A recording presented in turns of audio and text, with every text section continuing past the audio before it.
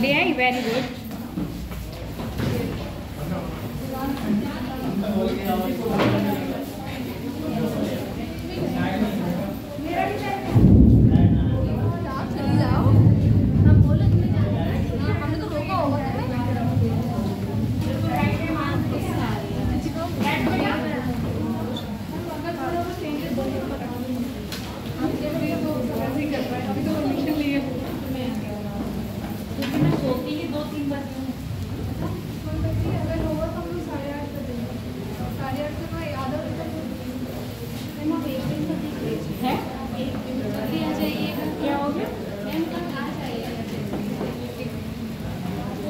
चलो क्या पढ़ रहे थे? क्या पढ़ रहे थे? कुछ ही बना लो, बाद में बनाना। एक लेने तो बाद में एक लेना, क्लास हो जाएगा ना।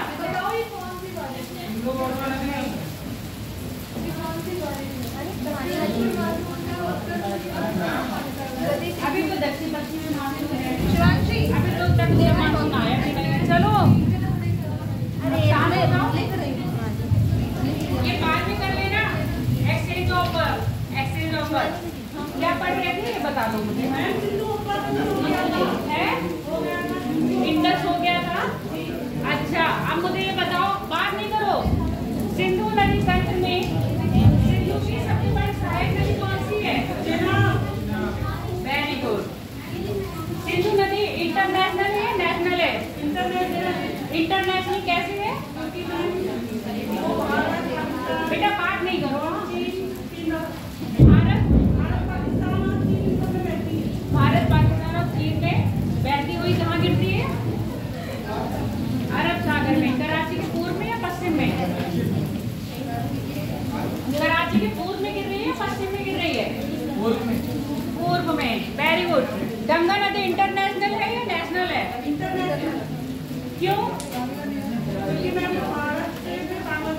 भारत और बांग्लादेश दोनों में एंटर करके कहाँ गिर रही है? बंगाल की खाड़ी में। ठीक। तो नेशनल और इंटरनेशनल पता चल गई। ट्रेनिंग में भारत की नदियाँ इंटरनेशनल है क्या नेशनल है? नेशनल। क्यों है? क्योंकि वो इंडिया में ही है। इंडिया में ही उद्गम होता है और इंडिया के सागर में ही गिर जाती है। ये क्या हो रहा है तुम लोगों की हरकतें? चलो आज हम बात करेंगे गंगा नदी तंत्र। ये बताओ पिक्चर दिखा रही है ऐसे बना के दिखाएं? है? लिख लोगे तुम भी? बना के दिखाओगे तो टाइम बहुत लगता है। आज मैं दिखाऊंगी तो नहीं समझाऊंगी क्योंकि ये टॉपिक आज के आज ही खत्म करना है। आज लिखवाने की कोशिश कम करूंगी, बताने की कोशिश ज्यादा करूंगी। तो सीधे हम लोग आ जाते हैं पिक्चर पर। गंगा नदी का उद्गम कहाँ से हो रहा है? क्या बेटा शांत हो जाओ। गंगा नदी का उद्गम उत्तराखंड में गौमुख देहरादून या हरिद्वार से हो रहा है? बताओ। अलकनंदा और भागीरथी के संगम से गंगा नदी का क्या होता है? गंगा नदी का निर्माण होता है। गंगा नदी मिलती कहाँ पर है? देवप्रयाग में। इससे पहले और नदियाँ भी मिलती हैं क्या उनसे? कौन कौन सी नदी मिलती है? रुद्रप्रयाग में कौन सी नदी मिल रही है? कर्णप्रयाग में।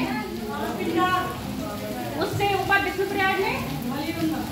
अच्छा। और तपोवन में? तपोवन में धौली गंगा की मिलती है, ऋषि गंगा। ठीक है। तो अब मैं पिक्चर दिखाती जा रही हूँ, ड्रॉ नहीं करूंगी क्योंकि ड्रॉ करने में बहुत टाइम लग जाएगा।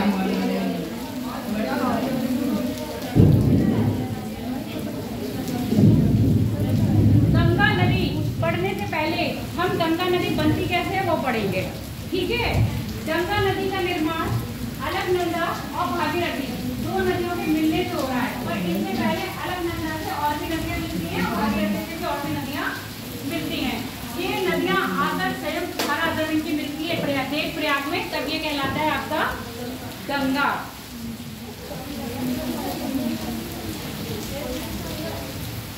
इससे पहले आपने गंगा का नाम नहीं देखा होगा। गंगा नाम कहाँ देख रहे हो? देव प्रयाग के बाद। देव प्रयाग से पहले हम गंगा नहीं कहते हैं। और नॉर्मली पेपर में जब आता है कि गंगा का उद्गम कहाँ से हुआ है, तो हम कह देते हैं गंगोत्री ग्लेशियर यानी कि गौमुख, यानी कि आपके गंगोत्री ग्लेशियर से 2 नदी निकल रही है। वो कौन सी है? भागीरथी। इसलिए ये सारी नदियाँ किसमें मिल रही हैं? यही तो मानेंगे, भागीरथी में। तभी तो हम गंगा को मुख्य नदी मान रहे हैं और उसका उद्गम क्या मान रहे हैं? गौमुख। अगर हम अलकनंदा को मानते तो उद्गम क्या मानते थे? बद्रीनाथ नहीं है। बद्रीनाथ के ऊपर पास में क्या है? सतोपत ग्लेशियर है। इस सतोपत, बात नहीं करो, इस सतोपत ग्लेशियर से 2 धाराएं निकलती हैं, एक धौली गंगा और एक विष्णु गंगा। धौली गंगा और विष्णु गंगा, विष्णु प्रयाग जिसको जोशीमठ भी कहते हैं, वहां पर आके मिलते हैं किससे? दोनों ही धाराएं मिलती हैं और इनकी संयुक्त धारा कहलाती है अलकनंदा। अब ये जब अलकनंदा आगे बढ़ती है तो नंद प्रयाग में इससे मिलती है नंदाकिनी नदी। जब नंद प्रयाग से फिर थोड़ा सा आगे बढ़ती है तो इससे मिलती है पिंडार नदी। कहाँ मिल रही है? कर्णप्रयाग में। अब फिर अलकनंदा आगे बढ़ती है तो रुद्रप्रयाग में इससे मिलती है आपकी मंदाकिनी। इसी मंदाकिनी में ये तट पर आपका कौन सा है? केदारनाथ। कहाँ से निकलती? चौड़ाबाड़ी ताल से। चौड़ाबाड़ी ताल से कौन सी नदी निकल रही है आपकी? मंदाकिनी नदी। और ये चौड़ाबाड़ी कहाँ पूछा जाता है? इसकी अवस्थिति कहाँ है? केदारनाथ टेम्पल के उत्तर में। और यही चौड़ाबाड़ी स्थान है जहाँ पर क्या हुआ था? फोटो नहीं खींचो, PDF में सब मिल जाएगा। यही चौड़ाबाड़ी स्थान याद है? 2013 में बादल फटा था, तो यहीं पर बादल फटा था। तो नॉर्मली पूछा जाता है इसकी अवस्थिति कहाँ है और इससे कौन सी नदी निकल रही है। बद्रीनाथ कौन सी नदी के तट पर बसा हुआ है? बद्रीनाथ कौन सी नदी के तट पर है? अलकनंदा। जोशीमठ, जोशीमठ अलकनंदा के तट पर है। ठीक है, ऐसे ही शायद पूछे जाते हैं कौन सी नदी पर कौन सी है।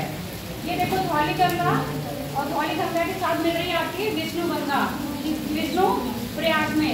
यही धौली गंगा से एक मिलती है ऋषि गंगा। जहाँ पर ऋषि गंगा धौली गंगा से मिलती है उसको कहते हैं तपोवन। ये सारी गंगाओं का जल, मतलब ये सारी नदियों का जल लेके जब गंगा पहुँचती है, अपने रूप में आती है गंगा। देव प्रयाग से आगे हम उसको मानते हैं गंगा। अब हम पढ़ेंगे गंगा नदी का उद्गम। इतनी चीज समझ में आ गई? अपने कॉपी पे ये ड्रॉ कर लो बस, है? बनाओ फटाफट। 2 मिनट नहीं, 2 मिनट से भी कम, आधा 1 मिनट है। 1 मिनट फटाफट बन गया? मिटा दो आगे।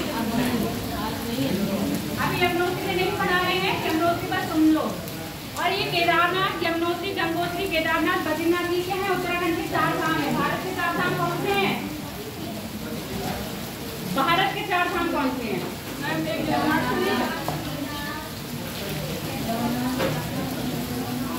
कहीं नहीं है। बद्रीनाथ है, जगन्नाथपुरी है, द्वारका है और रामेश्वरम। ये चारों के चारों दिशाओं में अलग अलग है। और ये जो 4 धाम जो कहते हैं, ये उत्तराखंड के 4 धाम है। बद्रीनाथ, केदारनाथ, गंगोत्री और यमुनोत्री। यमुनोत्री से निकली है गंगा, वो यमुना। गंगोत्री से निकली है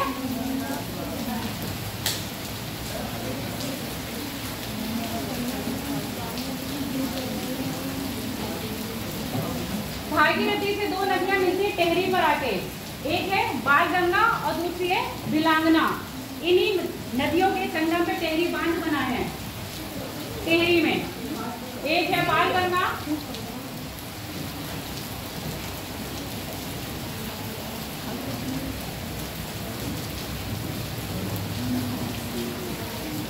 एक है बिलांगना।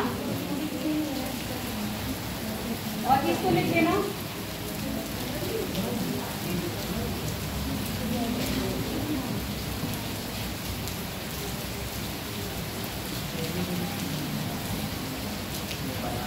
ऋषि गंगा। फटाफट बनाओ, इतनी देर से बनाओगे तो क्या होगा? क्या बनाई हो तुमने? प्रयाग यहाँ से मैं बना दे रही हूँ।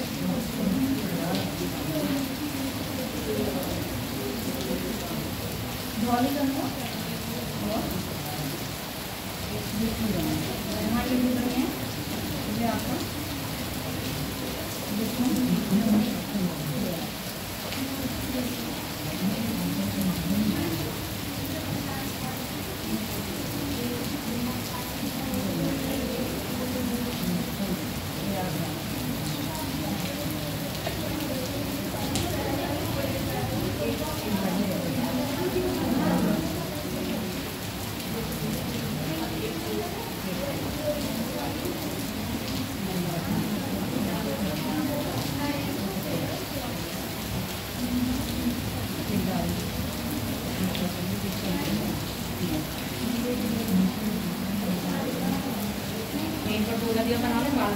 जल्दी बनाओ, बन गया, वेरी गुड। ये देखने में कैसी आकृति लग रही है? पैटर्न कैसा है इसका? पैटर्न बताओ। वृक्ष के आकार की, वृक्षाकार, जिसको कहते हैं डेंट्रिक। अगला लिखो।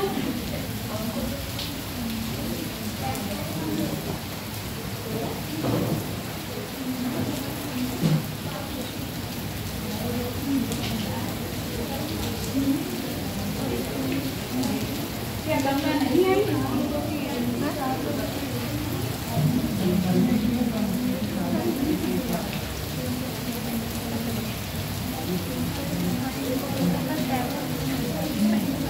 चलो आ जाओ। गंगा देखो, पहली बात, गंगा भारत की सबसे बड़ी नदी है। इसकी लंबाई कितनी है? 2525 किलोमीटर है ना। और क्षेत्रफल कितना घेरी है? लगभग 3.8 लाख स्क्वायर वर्ग किलोमीटर के आसपास क्या घेरी है? अपना क्षेत्रफल घेरी है। कितने राज्यों से होकर प्रवाहित होती है? 5 राज्य। कौन कौन से हैं? सर्वाधिक लंबाई, सबसे कम लंबाई झारखंड। अगर तुमसे पूछा जाए कितने राज्यों में है तो 5 राज्य है। उत्तराखंड, उत्तर प्रदेश, झारखंड, पश्चिम बंगाल और बिहार। सबसे कम लंबाई झारखंड में, सबसे ज्यादा लंबाई उत्तर प्रदेश में। उत्तर प्रदेश में गंगा कौन से इलाके से प्रवेश करती है? बिजनौर। यानी कि उत्तर प्रदेश में जो गंगा है वो बिजनौर से प्रवेश करती है। और निकलती कौन से जिले से है? जिले से यूपी के कौन से जिले से गंगा बाहर जाती है? बात नहीं करो। कौन से जिले से बाहर निकलती है? सोनभद्र जिला। सोनभद्र में तो गंगा पहुंचती भी नहीं है, बस्ती जिले से बाहर निकलती है। ठीक है, बिजनौर में प्रवेश करती है और बस्ती से बाहर निकल के कहाँ जाती है? बिहार में एंटर कर जाती है। गंगा सबसे पहले मैदानी क्षेत्र में कहाँ प्रवेश करती है? हरिद्वार में। Very good.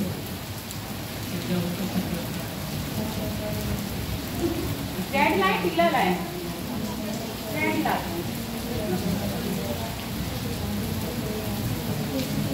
ये क्या है? अलकनंदा और भागीरथी कहाँ पर मिली है? वो देवप्रयाग है। देवप्रयाग कौन से उसमें आता है? कुमायूं में या गढ़वाल में?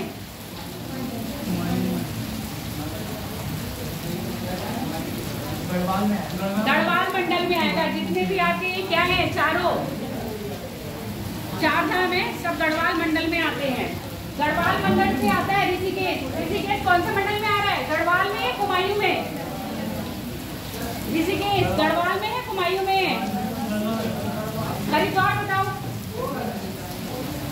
हरिद्वार गढ़वाल है, कुमायूं है? कुमायूं में। ऋषिकेश के बाद ये बॉर्डर है, कुमायूं मंडल लग जाता है।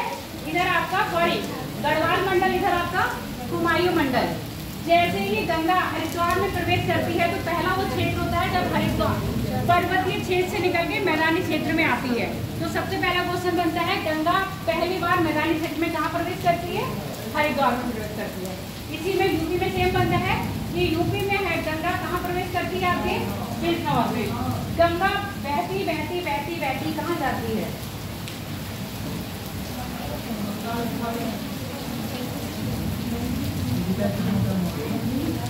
ठीक है, दो वितरताएं कहाँ पर आपके फरक्का देख रहे हो, जहाँ फरक्का बैराज है, फरक्का के पास जाके गंगा दो वितरताओं में डिवाइड हो जाती है।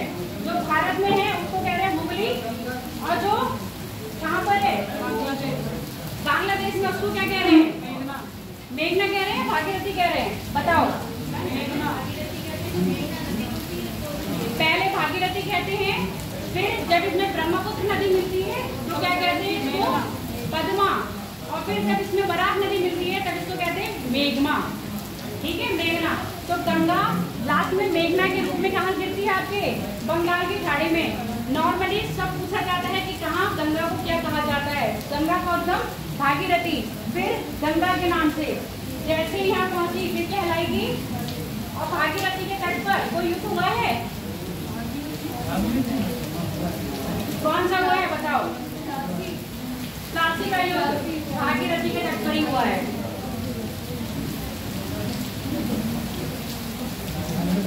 अब गंगा के ये कौन सा हुआ, दाएं या बायां बताओ, दायां, दायां नीचे होगा और बायां।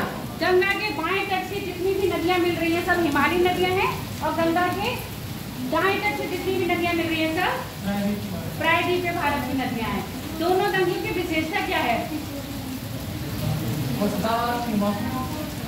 सदाबहार और मौसमी का मतलब हिमालयी नदियां बर्फ पर क्यों रह रही है, इसका रीजन बताओ। ग्लेशियर है, क्या हिमालयी नदियां ग्लेशियर का ही जल प्राप्त करती है, इसके अलावा और कोई भी बताओ। हिमालयी नदियां सिर्फ बर्फ का ही पानी इस्तेमाल कर रही है, उनको और कहीं स्रोत भी है जल के, वर्षा जल नहीं है, वर्षा जल मालूम है तो बोलोगे ना, कुछ और कैसे होगा। गंगा नदी यानी कि ये तो आपकी हिमालयी नदियां, आप शांत से सुन लो। हिमालयी नदियां हैं, एक तो आपका क्या है ग्लेशियर है, ग्लेशियर से जल प्राप्त कर रही है, इसके साथ वर्षा से। जबकि आपने प्रायद्वीपीय भारत की नदियां हैं, वो कौन सा जल प्राप्त करती हैं, सिर्फ वर्षा। वर्षा जल प्राप्त करने के कारण ये कौन सी नदियां हो गई, मौसमी। ठीक है, और ये कैसी होगी, सदाबहार। यानी कि इनमें इन नदियों में पानी कब रहेगा, हमेशा रहेगा। और नीचे जो दक्षिण भारत की नदियां हैं उनमें पानी कब रहेगा, जब वर्षा होगी। इसी कारण गंगा नदी में पानी की कभी कमी नहीं होती, और पानी की कमी ना होने के कारण तभी तो उसको हम पवित्र नदी कह रहे हैं। ऐसे ही आप दक्षिण भारत में जाओगे, जो आपकी कावेरी नदी है, तो कावेरी नदी को भी तो गंगा का उपाधि उपमा दी गई है, क्यों दी गई है, सदाबहार है वो पक्का। मैं कह रही हूँ प्रायद्वीपीय भारत की जितनी भी नदियां सब मौसमी है, साथ की बात नहीं करो, बात करनी है बात बताओ। कावेरी नदी क्यों है मौसमी, बताओ खड़े हो। हाँ, और कौन, तुम्ही ने तो कहा वो सदाबहार है, सदाबहार बताओ क्यों है कावेरी नदी। प्रायद्वीपीय भारत की सारी नदियां मौसमी है बेटा, तो फिर क्यों है वो गंगा जैसी पवित्र, क्योंकि पता है कावेरी नदी में दक्षिण पश्चिमी मानसून से उत्तरी कावेरी नदी में पानी आता है, और लौटते हुए मानसून से निचली कावेरी में पानी आता है। तो जब तक मानसून रहता है, यानी कि मानसून कब आया आपका, जून से लेके पूरा दिसंबर तक उस नदी में पानी रहता है, और वहाँ पर पानी की मात्रा लोगों को मिल जाता है ना, तो इसलिए उसको पवित्र माना है कि वो ऐसी नदी है जो हमें बहुत टाइम तक पानी देती रहती है। जबकि इसके अपोजिट और नदियां हैं, वो क्या कर रही हैं, पानी कब दे रही हैं, जब मानसून आ रहा है। और सिर्फ कौन सा मानसून आ रहा है, दक्षिण पश्चिम मानसून। अब हम लौटते हैं गंगा नदी पर। गंगा नदी मैम मतलब आपने बोला कावेरी नदी को इसलिए बोलते हैं, तो मैम जैसे गोदावरी है, हाँ गोदावरी सबसे बड़ी नदी है, उसको व्रत गंगा कहते हैं। वो उसका जैसे नदी तंत्र है ना गंगा की तरह है, और उतनी ही बड़ी नदी है वो भी। और वो जो है ना 5 राज्यों में वो भी होती हुई फ्लो करती है, तो 5 राज्यों की पूर्ति कर रही है, इसलिए वो पवित्र है। ठीक है, अब सुन लो, अब मुझे जरा पुराने बच्चे गंगा का सीक्वेंस बताएंगे। पुराने बच्चे बहुत हैं, बताओ गंगा का पश्चिम से पूरब सीक्वेंस। दो नदियां बाएं हाथ में मिलती हैं।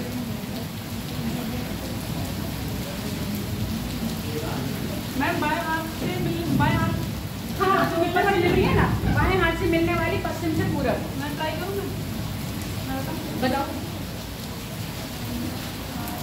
रामगंगा, घाघरा, शारदा, गंडक, कोसी, महानंदा। ये तुमने बता दी है नदियां मिलती है, बस सीक्वेंस गड़बड़ हो गया तुम्हारा। बात नहीं करो। पहले है आपकी गंगा, गंगा से मिलने वाली है रामगंगा, रामगंगा से मिलने वाली है गोमती, गोमती के बाद घाघरा, और घाघरा की सहायक नदियां शारदा और राप्ती। उसके बाद है गंडक, गंडक के बाद कोसी, कोसी के बाद महानंदा। ये सारी नदियां हैं तो गंगा से मिलती है कैसे, बाएं तट और पश्चिम से पूरब। ऐसे ही सीक्वेंस आपको याद करना है। अब एक मैप बना लो फटाक से।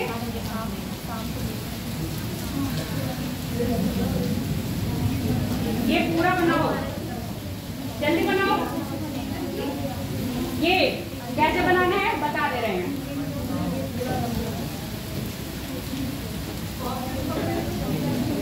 बहुत टफ नहीं है, सिर्फ आपको भी बाएं हाथ से बनाना है। गंगा बना दिया, गंगा के बाद आप रामगंगा बनाओगे, क्योंकि यहीं पर मैं आपको उद्गम और इनका मिलन लिखवा दूंगी, इसलिए बनवा रही हूँ।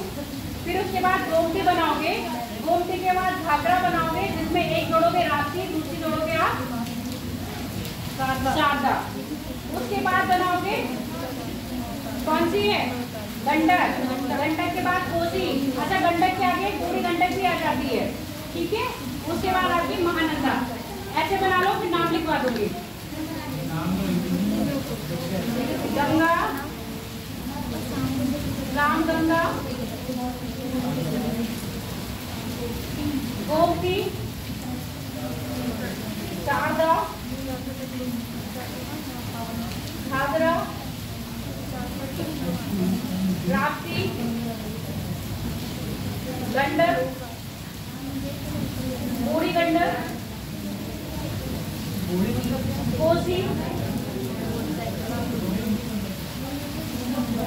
महानंदा। बेटा जल्दी जल्दी बना लो, आज का बहुत है, इसलिए बात और जितना मुंह कम चलाओगे, हाथ का दिमाग ज्यादा चलाओगे तो रहेगा।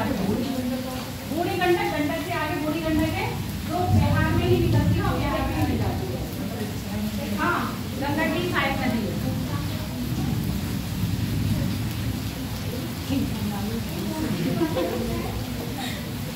गोमती के बाद लिखा है घाघरा, और घाघरा की सहायक है शारदा और राप्ती, शारदा और राप्ती।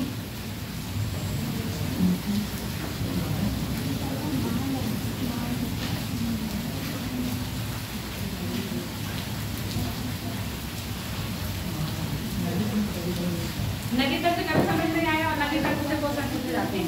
हो गया बेटा, बना लिया, बन गया।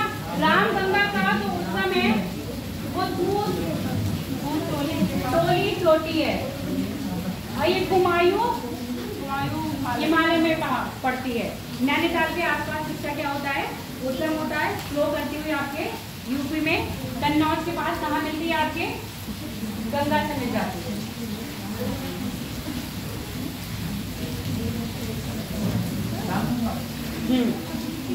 उसके बाद लिखो गोमती। क्यों नहीं बना रही हो, बनाओ, लिखो फटाफट।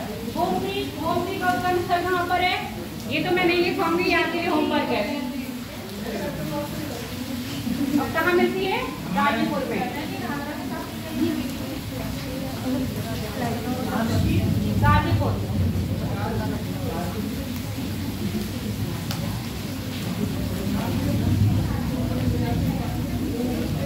गोमती की एक सहायक नदी है सई नदी। घाघरा के पास राप्ती। अपना एटलस खोल लो, खुला हुआ है, अब लिख लो। गोमती कन्नौज में मिल रही है। अब देखो, पहले शारदा पढ़ा दो, उसके बाद घाघरा, फिर राप्ती की बात करेंगे। शारदा नदी का उद्गम उत्तराखंड में कुमायूं हिमालय से कौन सा है? मिलाम ग्लेशियर, मिलाम, जिसको काली नदी भी कहते हैं। ठीक है, शारदा नदी टनकपुर के पास आके बोला जाता है। तो हाँ, उत्तराखंड में मिलाम ग्लेशियर से निकलती है। मेरी बात सुनते जाओ या लिख लो, या सुन लो या लिख लो। काली नदी का उद्गम मिलाम ग्लेशियर से, कुमायूं हिमालय से होता है, जिसको नेपाल में काली नदी और टनकपुर के पास आके शारदा नदी कहा जाता है। काली नदी का उद्गम मिलाम ग्लेशियर, मिलाम, ये लिखा है मिलाम ग्लेशियर। मिलाम ग्लेशियर के पास होता है और यही नदी है जो नेपाल और भारत के बीच में सीमा बनाती है। इस नदी को, शारदा को, नेपाल में कह रहे हैं काली, और टनकपुर में जैसे एंटर करती है इसका नाम क्या हो जाता है? शारदा नदी। बहरामपुर यानी कि बहराइच के पास ये नदी किसमें मिल जाती है? आपके घाघरा में। बहरामपुर के पास ब्रैकेट में लिख लेना बहराइच, ये नदी किसमें मिल रही है? आपके घाघरा में। अब लिख लो घाघरा नदी।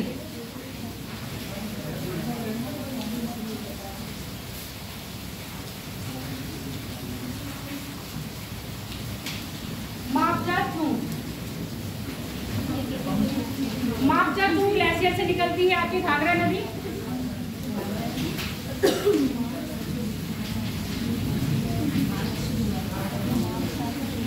और छपरा में गंगा से मिलती है। छपरा में मापजा-2 से निकलती है, छपरा में मिलती है कौन सी? आपकी घाघरा नदी। छपरा बिहार, नाम तो सुने ही होंगे छपरा का। अब देखो राप्ती नदी। राप्ती नदी का उद्गम भी कहाँ पर? आपके नेपाल में है, और ये देवरिया के पास मिलती है आपके घाघरा नदी से। और इसी राप्ती नदी के तट पर क्या है आपका? गोरखपुर। राप्ती नदी के तट पर ही गोरखपुर है। समझ नहीं आ रहा है तो जो बोल रही हूँ लिखो। राप्ती नदी के तट पर ही आपका क्या है? गोरखपुर। और कहाँ मिलता है ये? छपरा में मिलती है। इसके बाद आगे आपकी कौन सी हो गई? गंडक नदी। गंडक नदी को नेपाल में नारायणी नदी भी कहते हैं। ये वही गंडक नदी है जिसके किनारे पर आपके काठमांडू बसा हुआ है नेपाल का, और यहीं से आपकी शालिग्राम के पत्थर मिलते हैं इसी नदी से। इसलिए इस नदी को क्या कह रहे हैं? नारायणी नदी कह रहे हैं। और ये नदी बिहार में एंटर करती है, ये नदी उत्तर प्रदेश में नहीं बहती, सीधे बिहार में प्रवेश करती हुई पटना के पास अब कहाँ मिल जाती है? ये गंगा नदी में मिल जाती है, पटना के पास। और पटना के पास स्पेसिफिक जगह देंगे तो सोनपुर, सोनपुर में। पटना के पास गंडक नदी बिहार से मिल जाती है। गंडक नदी यहाँ पर बनाओ और पटना के पास गंगा नदी और नेपाल, नेपाल में तो कह रहे हैं नारायणी नदी। हाँ, इसके बाद लिखो कोसी।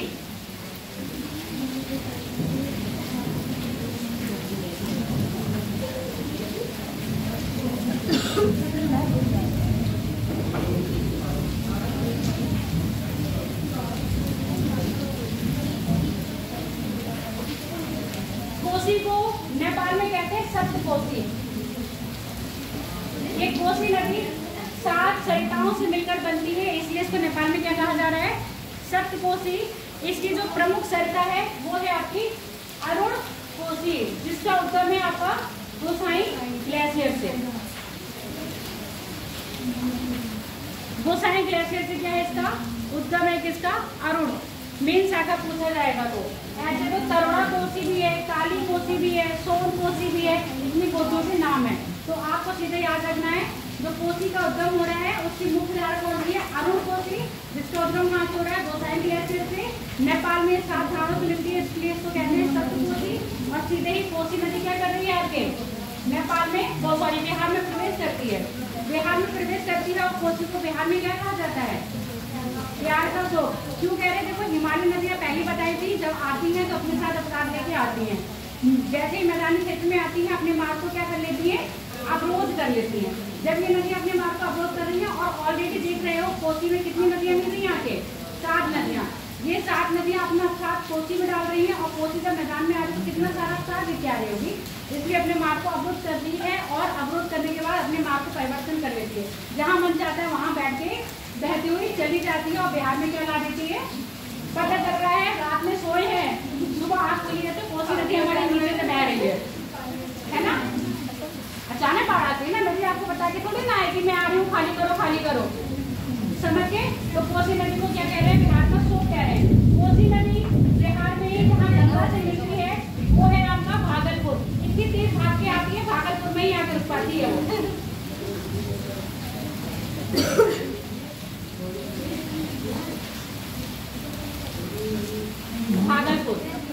भागलपुर में कोसी नदी किससे मिल रही है आपको? गंगा से मिल रही है। अब बात करते हैं लास्ट में आपकी महानंदा।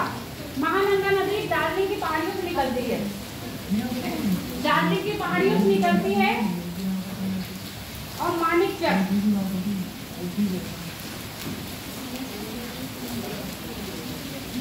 में गंगा से मिलती है। और मानिकचक कहाँ है? बरौता के पास में। किसकी? गंगा नदी की सहायक कोसी नदी है। कोसी नदी सहायक नदी है गंगा की। हाँ, लंबाई इतना मैंने नहीं देखा है, लगभग इतना ही है, 720 किलोमीटर के आसपास। ये ठीक हो गया? अब सुन लो मेरी बात आगे। आधे से ज्यादा लोग तो बही रहे हैं, आधे से ज्यादा लोग कल के उसमें हैं कि कल की बातें कर रहे हैं या कल के लिए?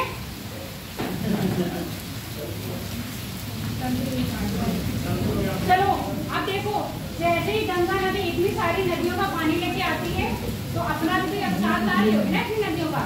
अब जब ये अवसाद लेके आती है तो क्या करती है? चरकाओं में कटेगी कब नदी? जब ये अपने रास्ते को अवरोध में डालती है।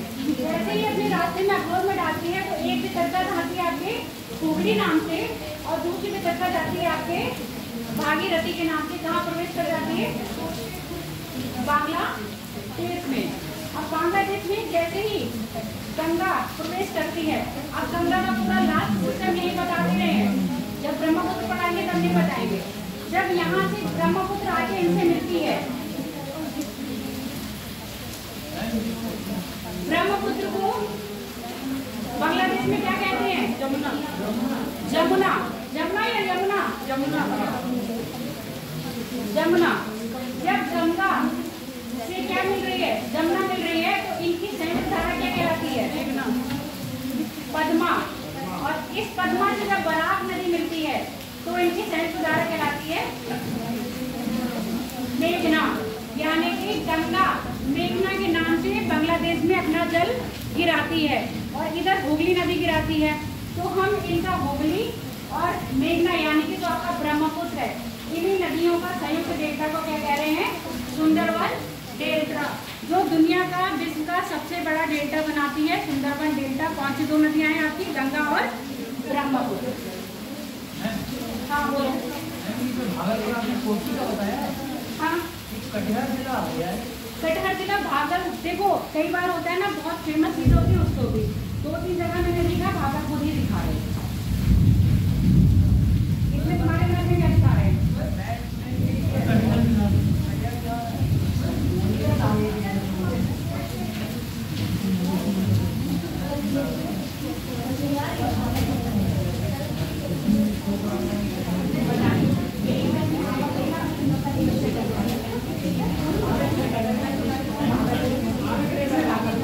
चलो आगे आ जाओ।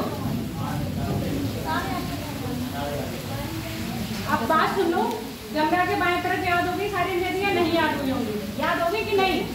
वो तो डायरेक्ट कह रही नहीं याद हुई। पहली आपकी रामगंगा। हाँ, मैं आपको बता रही हूँ कि गंगा और ब्रह्मपुत्र मिलती है। हाँ, तो उन्हें मेघना बोलते हैं, गंगा को पद्मा बोलते हैं बांग्लादेश में। गंगा को जब बांग्लादेश में जैसे एंटर करती है तो भागीरथी बोलते हैं। जैसे ही इसको ब्रह्मपुत्र आके मिलती है यमुना, तो उनकी संयुक्त धारा कहलाती है पद्मा।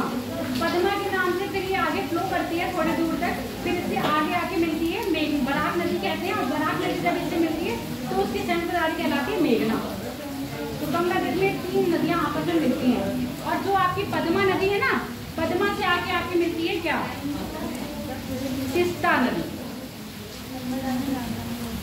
अब देखो गंगा से बाएं पढ़ ली, गंगा से दाएं पढ़ोगे। गंगा से दाएं में मिलने वाली सबसे बड़ी नदी कौन सी है आपकी, यमुना। यमुना, जिसका उद्गम कहाँ से है, बंदरपुछ ग्लेशियर, यमुनोत्री ग्लेशियर, बंदरपुछ के पास बंदरपुछ ग्लेशियर है और यमुनोत्री से निकल के आती है। अब सुनो, जैसे ही वो गंगा से निकलती है, गंगा के साथ ही उद्गम क्षेत्र है उसका, अभी देखा था उद्गम, तो गंगा के साथ ही यमुनोत्री ग्लेशियर से निकलती हुई कहाँ मिल रही है आके, ये भी सोचना पड़ेगा। इसमें इलाहाबाद में लिखा है, आराम कर लेना आपका, इलाहाबाद में प्रयागराज, इसमें इलाहाबाद लिखा है। अब देखो यमुना नदी खुद आपस में इतनी बड़ी नदी है कि उसमें बहुत सारी नदियां आके मिलती हैं। यमुना के साइड नदी कौन कौन सी है, सिंधु बेतवा के, यमुना की चंबल, बेतवा के टोन है क्या, टोन नदी है, नहीं है, यहाँ आप कह रहे टोन नहीं है। यमुना की साइड टोन नदी भी है जो हिमालय से मिलती है आके। देखो अपने मैप में टोन, हाँ ये मैंने बताया था,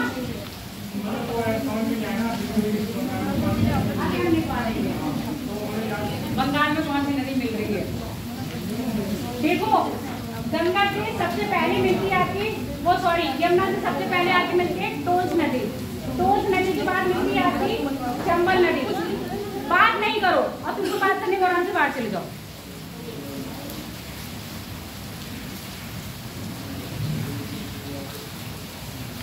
मुझे कोई अफसोस नहीं होगा आपको क्लास से बाहर निकालने में, पहली बात ये सोच लो। पर आप लोग इस तरह लेवल की पढ़ाई कर रहे हो, इसलिए मैं सोचती हूँ कि आप लोगों को डिस्टर्ब ना करा जाए। पर आप कंटिन्यूसली यही करें, आप यहाँ पर आके बोलो जरा, और मैं और ये बैठूंगा आपकी बात ना सुने, कैसा लगेगा। पहले आप लोग अपना बिहेव देखो कि कैसे बिहेव कर रहे हो क्लास में। जब से बैठे हो कंटिन्यूसली बोलते ही जा रहे हो, बोलते ही जा रहे हो, बोलते ही जा रहे हो।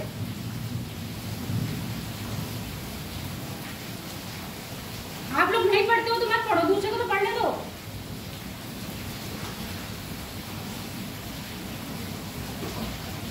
फ्रंट सीट पर बैठते हो फिर बातें करते हो, बैक सीट वाला समझ में आता है, बातें करता ही करता है। फिर कल जाके कहोगे कि पढ़ाया हमको समझ नहीं आया। अपने अंदर भी देखो कि हम कितना ध्यान से सुनते हैं या पढ़ते हैं, या फिर घर जाके हम कितना देखते हैं।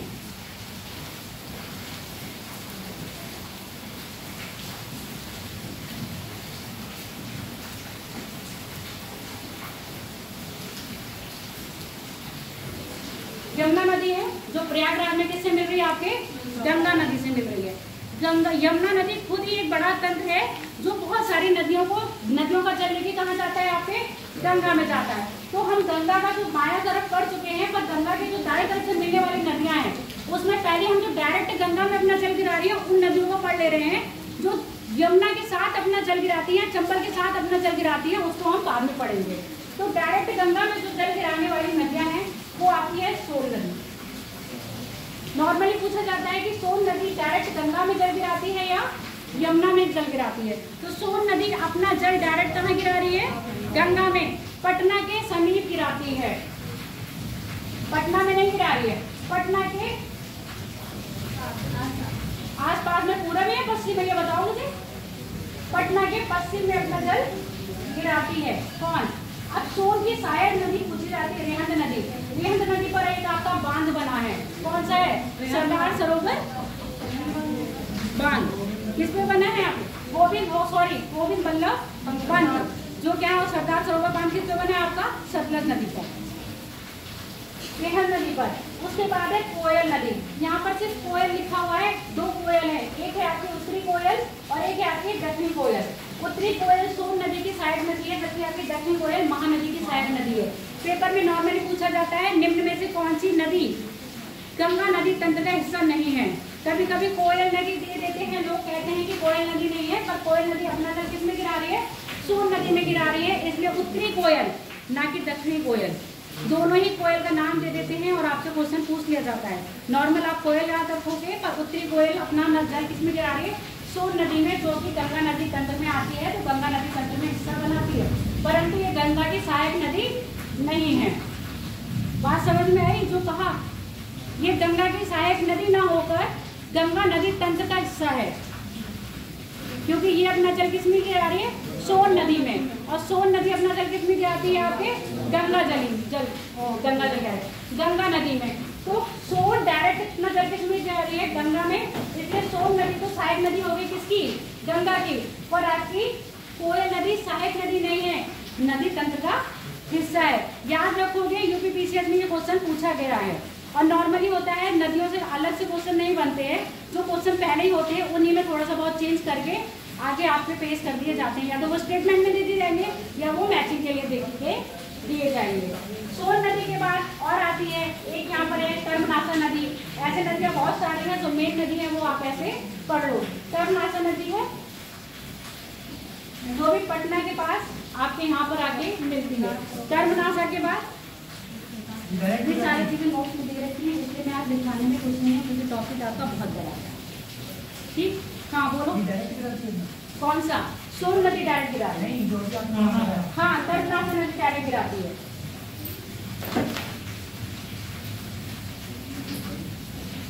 ठीक है, आप देखो यमुना, यमुना में सहायक नदियां देख लो आपकी।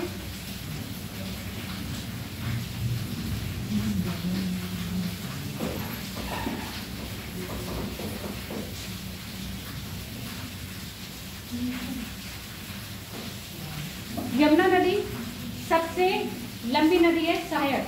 लंबी और बड़ी नदी में अंतर पता है आप लोग को या नहीं? पहले ये बताओ, सबसे लंबी नदी क्या होती है और सबसे बड़ी नदी क्या होती है? बड़ी चौड़ाई,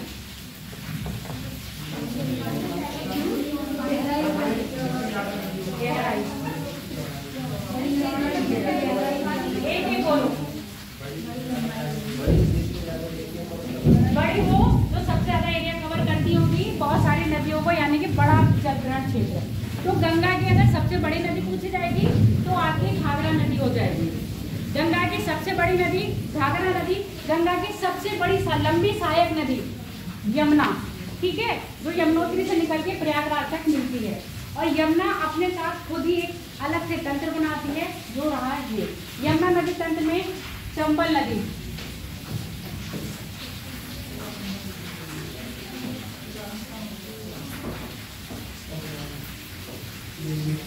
पहले हम पढ़ेंगे चंबल नदी। ऐसी नदी है जिसके तट पे कौन सा शहर अवस्थित है? चंबल पे, कोटा। Very good. कहाँ पर मिलती है चंबल नदी? यमुना में। यहाँ भिंड लिखा है, भिंड सीधे सीधे जगह है, पर भिंड कहाँ पड़ता है? यूपी और एमपी के बॉर्डर पर। जो भिंड है वो आपका एमपी में आता है। और अगर हम स्पेशली पूछा जाए तो कहीं कहीं भिंड ना दे रखा होगा तो इटावा के पास, और इटावा बॉर्डर पे ही आपकी क्या है? चंबल नदी, वो सॉरी क्या है आपकी? यमुना नदी। और इधर चंबल नदी बहती हुई भिंड या इटावा के पास अपना जल किसमें गिरा रही है? यमुना नदी में गिरा रही है। अब चंबल की कुछ सहायक नदियां हैं, जैसे आपकी बनास हो गई, बनास के चंबल में निकल ही रही है। काली सिंध हो गई, एक सिंध है। सिंध किसकी सहायक नदी है? यमुना की। और जबकि काली सिंध किसकी? आपके चंबल की। शिप्रा नदी, पार्वती नदी, ये सब किसकी सहायक नदियां हैं? आपकी चंबल की। शिप्रा नदी के तट पर कौन सा शहर अवस्थित है? उज्जैन। इसके अलावा और कोई भी है? उज्जैन ही पता है, उज्जैन ही है। ठीक है, पूछा जाएगा बनास नदी किसकी सहायक नदी है? चंबल की। काली सिंध किसकी सहायक नदी है? सिंध और काली सिंध में कंफ्यूज मत हो जाना, जो सिंध नदी है वो यमुना की है, जो काली सिंध है वो किसकी है? चंबल की है। उसके बाद पार्वती नदी भी किसकी है? आपके चंबल की। शिप्रा नदी भी चंबल की है। ये नदी सारा अपना जल मिला के कहाँ गिराती है? यमुना में गिरा देती है। तो चंबल नदी का एक अलग से तंत्र हो गया। एक पूनो नदी भी है, चंबल की सहायक नदी पूनो नदी। पूनो क्यों फेमस है? पूनो नेशनल पार्क कहाँ पर है? कानो पूनो, पूनो ही कहते हैं, ठीक है। पूनो नेशनल पार्क एमपी में अवस्थित है। इसके बाद आती है सिंध नदी, जो किसकी है आपकी सहायक नदी? यमुना की है। सीधे डायरेक्ट किसमें गिरा रही है? यमुना में। बेतवा नदी किसकी सहायक नदी है? यमुना की। डायरेक्ट किसमें गिरा रही है? यमुना में। केन कौन सी है सहायक नदी? यमुना की। तो सीधे आप याद रखोगे यमुना की सहायक नदी में टोन्स है, चंबल है, सिंध, बेतवा, केन, सोन। और सोन से पहले कौन सी बताई थी? सोन किसकी नदी है? गंगा की। और उससे पहले कर्मनाशा नदी भी किसकी है आपके? गंगा की। सीक्वेंस आप ऐसे ही याद रखोगे, टोन्स, चंबल, केन, सिंध, बेतवा, सोन और सोन। इधर से गंगा से आके मिलती है हिंडन नदी, सॉरी यमुना से हिंडन नदी। हिंडन नदी के तट पर कौन सा शहर है?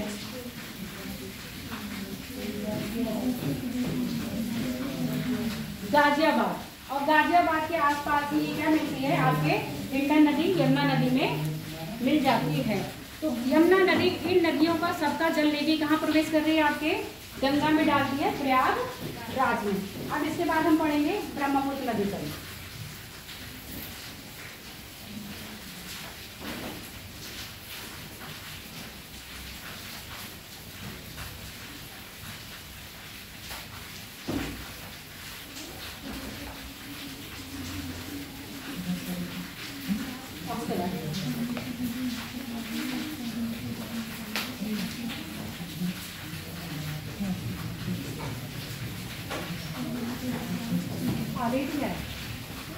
चलो कोई नहीं। ब्रह्मपुत्र नदी उद्गम स्थल कहाँ है? हेमायुंगटुंग ग्लेशियर है हेमायुंगटुंग ग्लेशियर। कहाँ पर है आपके? तिब्बत में। तिब्बत में चोमायुंगडुंग ग्लेशियर से निकलते हुए लगभग 1200 किलोमीटर की क्या करती है? किलोमीटर की दूरी को तय करते हुए नाम में ऐसी आई चोमायुंगडुंग। कोई बात नहीं। जैसे ही ये कहाँ है? यहाँ से पहुंचती है, टर्न ले लेती है आपके कहाँ पर?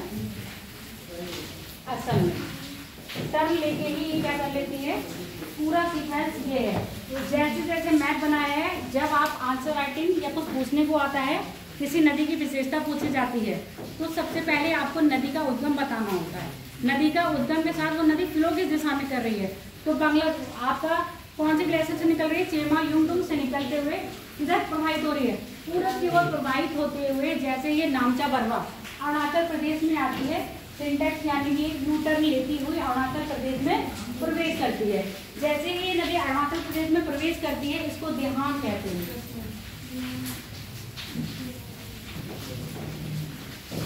देहांग या दिवांग दोनों ही नाम है। इससे मिलती है आपके अरुणाचल प्रदेश में आपकी लोहित नदी। लोहित नदी कौन से तट पर मिल रही है? दाहिने या बाहिने? पेपर में नॉर्मली ऐसे पूछा जाता है। पहली बार अगर क्वेश्चन बनता है तो नदियों के नाम देते जाएंगे। निम्न में से कौन सी नदी ब्रह्मपुत्र की सहायक नदी है? और सहायक नदी के साथ एक कंडीशन लगा दी जाएगा, दाहिने तट पर मिलने वाली नदी कौन सी है और बाएं तट से मिलने वाली नदी कौन सी है। तो इसीलिए आपको कहा है जब नदियां याद करोगे तो उसका दाहिना और बाइना सीक्वेंस में याद करोगे। कभी कभी पेपर में ऐसे पूछ लिया जाएगा, गंगा नदी से बाइने तट पे मिलने वाली तीसरे नंबर की नदी कौन सी है? अब बता दो तीसरे नंबर की नदी कौन सी है? घाघर नदी है। ठीक है, तो ये दिमाग में क्या होना चाहिए। तभी कहते हैं कि जब भी नदियां करो या प्लेटो करो, कुछ भी करो, मैपिंग इसके साथ जरूरी है। रट लोगे, किताब में लिख लोगे, याद नहीं होगा जब तक आप अपने आप से बना के मैप नहीं करोगे। क्योंकि वो ये क्वेश्चन ऐसे मैंने कहा ज्योग्राफी बहुत सरल है, अगर आती है तो, नहीं है तो जिंदगी भर रटते रह जाओगे। ये रटने वाला सब्जेक्ट नहीं, सिर्फ समझने वाला। और इसके लिए आपको किताब खोलने की बार बार जरूरत भी नहीं होती है, अगर एक बार आपके दिमाग में सारी लोकेशन फिट हो चुकी हैं तो। अब बात करते हैं ब्रह्मपुत्र। ब्रह्मपुत्र नदी जब ऐसे फ्लो कर रही है, अगर अभी यहाँ देखा जाए इधर फ्लो कर रही है तो इसका ये कौन सा होगा? बायां, और ये होगा दायां। जैसे ही टर्न हो जाएगा दायां बायां चेंज हो जाएगा, ये हो जाएगा दायां, ये हो जाएगा बायां। तो दिहांग नदी, यहाँ लोहित नदी दिहांग नदी से बाएं तट पर मिल रही है, दाएं तट पर बाएं तट पर मिलने वाली है, ठीक है। उसके बाद आपकी शांग नदी,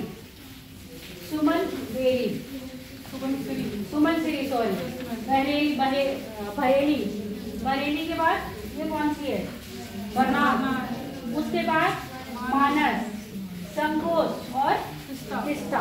ये नदी क्या है आपकी ब्रह्मपुत्र से दाहिने तट पे मिलने वाली है, जबकि बाएं तट से मिलने वाली बूढ़ी दिहांग भी हो गई, जैसे आपने बूढ़ी गंडक पढ़ी थी वैसे बूढ़ी दिहांग हो गई, और विरकोई हो गई, धनसिरी हो गई, कोपली हो गई और कोलोंग। ये सारी नदी क्या है आपके दाएं तट पर मिलने वाली है, किससे, आपके ब्रह्मपुत्र नदी से। तिस्ता नदी का बस एक क्वेश्चन बनता है, तिस्ता नदी प्राचीन काल में कह रहे हैं, यानी कि आज से लगभग बहुत साल पहले गंगा नदी तंत्र का हिस्सा हुआ करती थी, ब्रह्मपुत्र नदी तंत्र का हिस्सा नहीं थी। कई लोगों को ये बात नहीं पता है, जैसे एग्जाम में स्टेटमेंट के लिए आता है तो कहते नहीं ये तो ब्रह्मपुत्र नदी का हिस्सा है, पर तभी ये क्या होती थी, गंगा नदी तंत्र में बहती थी। अब आपको पहले पता है हिमालयी नदियाँ इतनी तीव्र आती है, जैसे मैदानी क्षेत्र में आती गाद ला के अपने मार्ग को परिवर्तित करती हैं।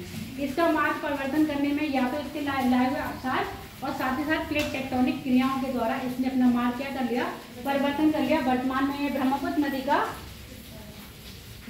नदी तंत्र में सम्मिलित है, पर इससे पहले ये कभी गंगा नदी तंत्र में सम्मिलित हुआ करती थी। समझ में आ गया? बनाओ चित्र, तो बना लो। नदियों से सिर्फ सहायक नदियां याद रखना, जिस जिस नदी की विशेषता है वो मैं आपको लिखवाऊंगी।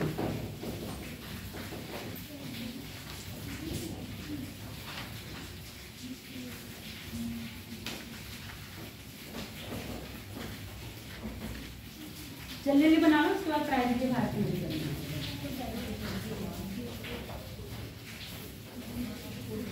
एक है दिया बरेली भी कहते हैं, बरेली भी कहते हैं। सुमनसिरी, दिया बरेली क्या नाम है, पगला दिया है, बहुत है। कितनी याद करोगे? कुछ नाम होते हैं याद हो जाती है, कुछ नाम होते हैं याद नहीं होते हैं, पर ये है अगर आपको कुछ मेनली जो खास होती है वही नदियां भूली जाती हैं।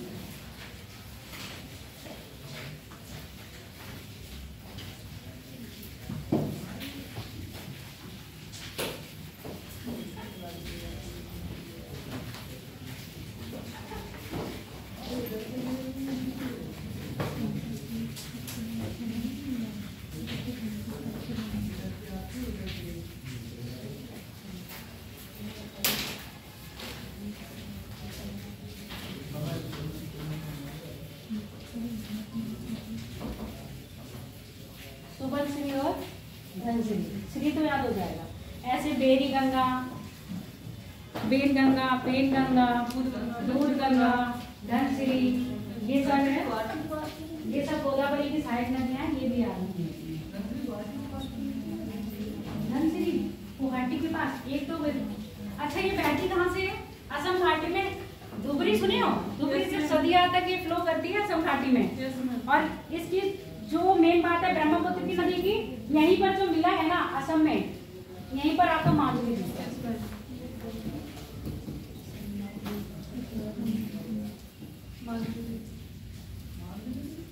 ये अवस्थिति है माधुरी।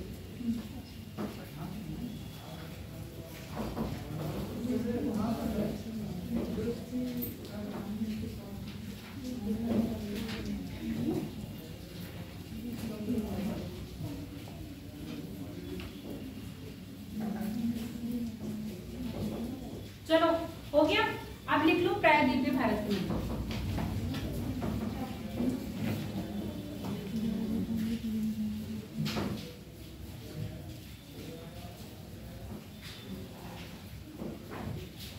पहले ये समझ लो, फिर लिख लो। ये पूरा गंगा नदी का स्ट्रक्चर है, कहाँ से आई और कहाँ मिली।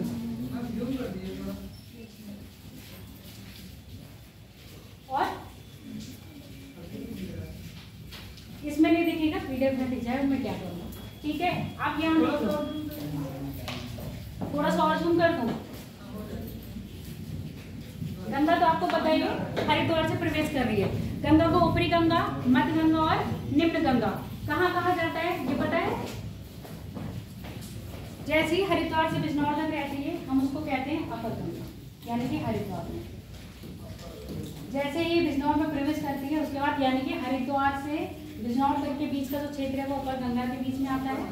और जैसे ही बिजनौर में प्रवेश कर लिया, बिजनौर के बाद ये मिडिल गंगा के क्षेत्र में आ जाती है। और मिडिल गंगा के बाद जैसे ही बिजनौर से आगे बढ़ती है तब जब आपके रुहेलखंड वाले क्षेत्र में आती है तो इसको हम कहते हैं लोअर गंगा का क्षेत्र, जो आपका नरौरा देखने को मिल रहा है। नरौरा कहाँ है? बुंदेलखंड में, वो सॉरी बुलंदशहर में है ना। नरौरा फेमस क्यों है? क्या है नरौरा में? क्या का यहाँ नहीं है? क्या का तमिलनाडु में है, कर्नाटक में है? कर्नाटक में है मैम। नरौरा में वो है परमाणु संयंत्र है, ध्यान नहीं आ रहा। परमाणु संयंत्र है ना, परमाणु संयंत्र नरौरा बुलंदशहर में। उसके बाद फरुखाबाद, कन्नौज। कन्नौज में कौन सी नदी मिल रही है आगे? रामगंगा। ठीक है, रामगंगा मीट कन्नौज। उसके साथ कानपुर, कानपुर के बाद फतेहपुर, फिर है सोहनपुर। ये कहाँ पर है आपके?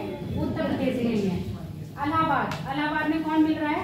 यमुना नदी। यमुना नदी से कौन कौन सी मिलती है? चंबल, बेतवा, केन, टोन, सोन और हिंडन। ठीक है, हिंडन नदी यमुना नदी के कौन से तट पर है? दाएं या बाएं? बाएं तट पर।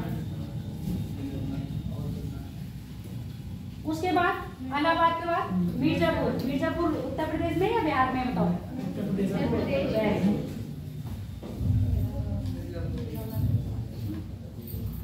मिर्जापुर के बाद वाराणसी, वाराणसी के बाद गाजीपुर, पटना, भागलपुर, फिर फरक्का होते हुए क्या हुगली में मिल जाती है। और ये आपका पाकुर जो है झारखंड में है। बिहार में कौन कौन से नदियां इससे आगे मिलती हैं? ये सारा एक पिक्चर्स की लाइन में दे रखा है, जो सीक्वेंस आप लोगों ने जैसे पढ़ा था। क्या नाम है तुम्हारा? भारती जी। जो आप कह रहे थे ना मैडम लिखवा दीजिए, तो ये पूरा पिक्चर्स कहाँ से उद्गम हो रहा है और कहाँ पर जाके कौन से शहर में मिल रही है, सारा कुछ लिखा हुआ इसमें है। अब चलो आप लिख लो प्रायद्वीपीय भारत। देखो नॉर्मली क्या होता है, भारत का जो अपवाह तंत्र है या तो बंगाल की खाड़ी में जाके नदियां गिर रही हैं या अरब सागर में। अभी तक जितनी भी नदियां पढ़ी हम लोगों ने, सारा अपना जल कहाँ गिरा रही है? बंगाल की खाड़ी में। सिर्फ एक नदी थी जो अपना जल कहाँ गिरा रही थी? अरब सागर में। वो कौन सी थी? सिंधु नदी। तंत्र की जितनी भी नदियां थी वो अपना जल गिरा रही थी आपका अरब सागर में, बाकी सब गिरा रही है बंगाल की खाड़ी में। इसमें देखो नदियां बहुत है, पर प्रायद्वीपीय भारत में जो फेमस नदियां हैं वो पढ़ लो, उसको समझा देती हूँ। सबसे पहले आपकी नर्मदा नदी है, ताप्ती नदी है। नर्मदा ताप्ती क्यों है? क्योंकि इनकी एक विशेषता है, ये भारत की जितनी भी नदियां हैं उनके अपोजिट प्रवृत्ति रखती हैं। क्योंकि ये भारत का जो प्रायद्वीपीय ढाल है, प्रायद्वीपीय ढाल कहाँ पर है आपका? दक्षिण पूरब की तरफ है, तो ये पश्चिम दिशाएं प्रभावित होती है। नॉर्मली पूछा जाता है भारत की ऐसी कौन सी नदी है जो अपवाह तंत्र के विपरीत फ्लो करती है, तो आपकी ताप्ती और नर्मदा है। और ऐसी नदियां हैं, एक विशेषता और ध्यान रखो, ब्रज में तो बह रही है, दोनों में कंपेयर बता रही हूँ। जो हिमालयी नदियां हैं वो विसर्ग करती हैं, जबकि प्रायद्वीपीय भारत की नदियां विसर्ग नहीं करती हैं। सबसे बड़ी विशेषता इसलिए है क्योंकि हिमालयी नदियां जो पर्वत से निकलती हैं, मैदानी क्षेत्र में आती हैं तो विसर्ग करती हैं। ये क्या होता है? इनका लिमिट क्षेत्र होता है। ये भ्रंशों के बीच में बहती होती है। ये अपना मार्ग काट के इन्होंने बनाया हुआ है। पुराने काल से जो बह रही हैं उसी मार्ग को ही अनुसरण करते हुए अब तक बह रही हैं, और जब तक इनका जीवन है या जब तक पृथ्वी पर ये रहेंगी, जब तक ये इसी मार्ग का अनुसरण करती रहेंगी। क्योंकि ये कैसे बह रही है? पठारी क्षेत्र से बह रही है, और पठारी क्षेत्र में जब बहेंगी तो काटेंगी ना। अब काटते हुए अपना भ्रंश तैयार करते हैं, इसी में बह रही है। जबकि नदियां जब मैदानी क्षेत्र के, पहाड़ी क्षेत्र की जो नदियां हैं जैसे मैदान में आती हैं उनको खुला फील्ड मिलता है, जहां मन चाहते हैं वो वहां फैलती हैं, इसलिए वो क्या करती हैं?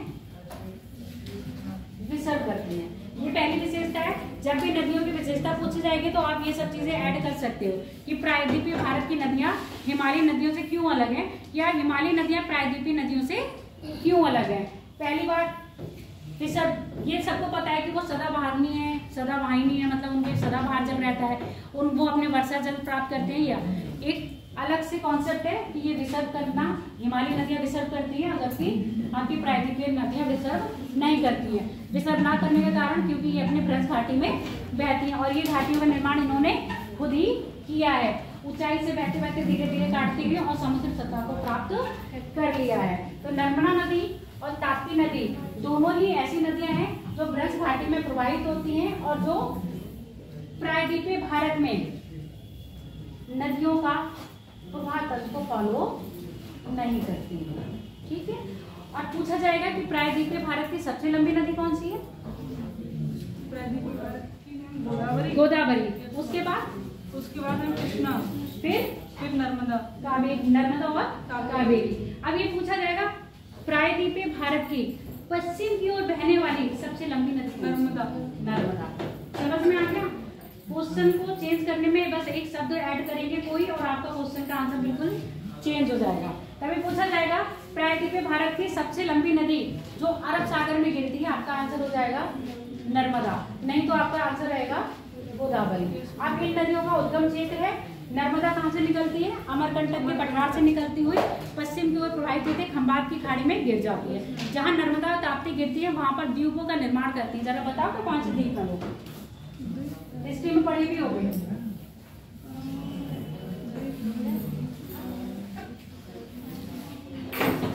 सालसेट द्वीप पढ़े हो? हाँ मैम। सालसेट की संधि भी पढ़े होगे? नहीं पढ़े हो? केवल पढ़ा है। Very good. सालसेट द्वीप है, आलियाबेट और एक भेंट और है, पढ़े हो? खादियाबेट। आलियाबेट और खादियाबेट और सालसेट, ये सारे द्वीप कहाँ? इन्हीं नदी के आसपास मिलते हैं। ताप्ती नर्मदा के बाद अब हम बात करेंगे आपकी दक्षिण भारत की सबसे बड़ी नदी आपकी गोदावरी। इसका उद्गम स्थल कहाँ से? गोदावरी का उद्गम स्थल महाबलेश्वर पर्वत। महाबलेश्वर से नहीं है, त्र्यंबकेश्वर की पहाड़ियों से है, नासिक। ठीक है, त्र्यंबकेश्वर की पहाड़ियों से है और यहाँ से निकल रही है लगभग। फ्लो होते होते गोदावरी यहाँ गिरती है, आते आते डेल्टा बनाती है। अब गोदावरी की कुछ सहायक नदियां जैसे वर्धा हो गई, पेन गंगा हो गई, वेद गंगा हो गई, इंद्रावती हो गई, ये क्या है आपके गोदावरी की सहायक नदियां हैं। गोदावरी को बूढ़ी गंगा भी कहा जाता है। बूढ़ी गंगा क्यों कह रहे हैं? अच्छा ये बताओ, प्रायद्वीपीय भारत की नदियां नहीं है या हिमालयी नदियां नहीं है? प्रायद्वीपीय भारत की होंगी नहीं, हिमालय की तो पहले से ही बह रही है, हिमालय के उफान से पहले से ही। प्रायद्वीपीय भारत की नदियां नहीं है या हिमालयी नदियां नहीं है? क्या क्वेश्चन क्या? कितनी बार? हिमालयी नदियां नहीं है या प्रायद्वीपीय भारत नदियां नहीं है? प्रायद्वीपीय भारत पहले युग में जो आया था बताओ। प्रायद्वीपीय भारत मेरे ख्याल नहीं है। प्रायद्वीपीय भारत हिमालय की उत्पत्ति से पहले भी था, तो ये नदियां पहले ही तैतीस सागर में अपना जल गिरा रही हैं, तो ये नदियां हिमालयी नदियों से भी पुरानी हैं। कॉन्सेप्ट तो याद रखा करो, हिमालय की उत्पत्ति कब हुई है, मैदानी क्षेत्र की उत्पत्ति कब हुई है, उससे पहले आगे प्रायद्वीपीय भारत की उत्पत्ति हो चुकी है। तो प्रायद्वीपीय भारत में जितनी भी नदियां हैं सब हिमालयी नदियों से पुरानी नदियां हैं। अब ये मत कर लेना कि ये युवा अवस्था में है, तो ये पुरानी नदियां हैं। किसी जमाने में ये भी वैसे ही मान्यता रखती थी जैसे रखती हैं। गोदावरी का अपवाह क्षेत्र सबसे बड़ा है, कितने राज्यों में होती है और कहाँ गिरती है? आंध्र प्रदेश में अपना मुहाना बनाती है, ठीक है, और कहाँ से निकल रही है? महाराष्ट्र से निकल रही है। कौन से राज्यों से होकर जाती है? अपने मैप में देखो, बताओ, काम करो कुछ। महाराष्ट्र, तेलंगाना, कर्नाटक, आंध्र प्रदेश, इसके अलावा और कुछ भी है? नहीं है ना? इतने राज्यों से होते हुए अपना मुहाना गिरा रही है। सहायक नदियां इसकी आप से लेना। दूसरी आपकी है कृष्णा नदी।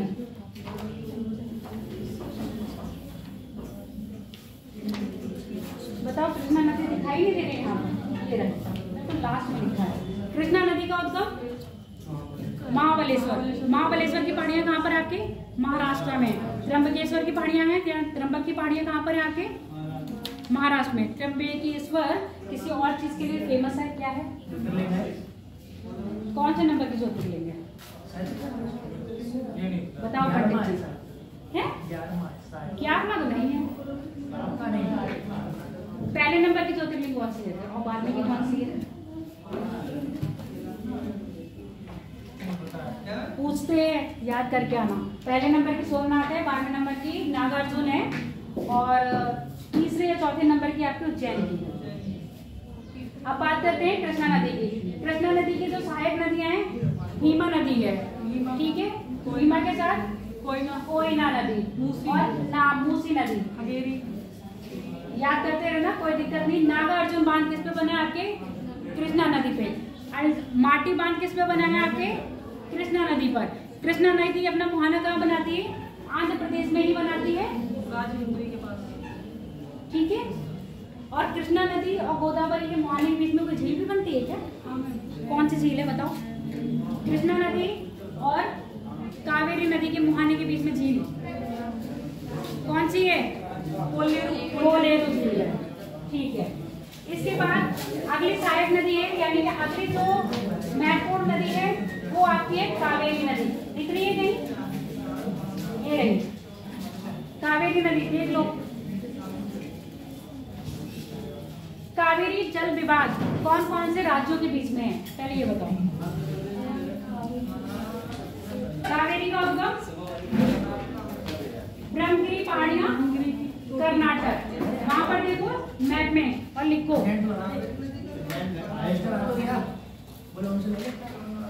कावेरी देखो कहाँ पर उद्गम हो रहा है, ब्रह्मगिरी की पहाड़ियां कर्नाटक। मैप में देखो कावेरी ब्रह्मगिरी की पहाड़ियां कर्नाटक, यहाँ पर होगा ब्रह्मगिरी की पहाड़ियां कर्नाटक। लगाओ, ठीक है, कर्नाटक ब्रह्मगिरी की पहाड़ियां। तो कर्नाटक का इंक्लूड है ये, साथ में आपका तमिलनाडु भी इंक्लूड हो रहा है। तमिलनाडु के बाद गोवा भी इंक्लूड होता है इसमें, और पुडुचेरी। 4 राज्य हैं, कर्नाटक, गोवा और पुडुचेरी। आप कावेरी नदी के बारे में लिख लो बस, जो इम्पोर्टेंट है लिखो। कावेरी क्या हुआ, ट्रेन है तुम लोगों के? कितने बजे जाओ?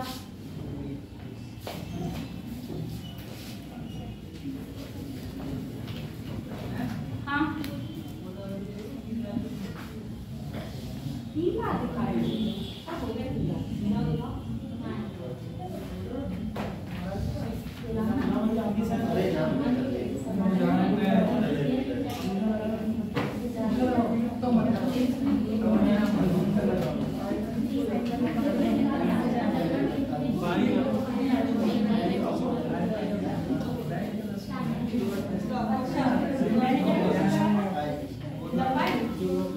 गोदावरी कौन से राज्यों को?